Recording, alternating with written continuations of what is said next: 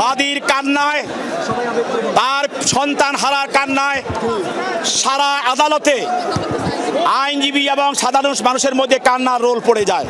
আদালত সবকিছু বিবেচনা করে মামলার এজাহার এবং রিমান্ড পিটিশন পর্যালোচনা করে এই আসামিদের বিরুদ্ধে 10 দিনের রিমান্ড মঞ্জুর করেন।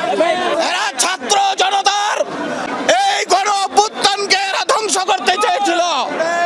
এরা দেশের শত্রু, এরা জাতির শত্রু, এরা শিশু কিশোরের রক্তের উপরে দাঁড়িয়ে দেশ শাসন করতে চেয়েছিল।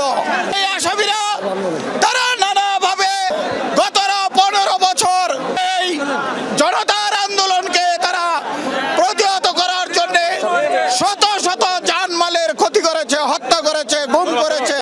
আমার ছেলের বিচার চাই, তাদের সবাইকে আমরা বিচারে আওতায় আনতে চাই।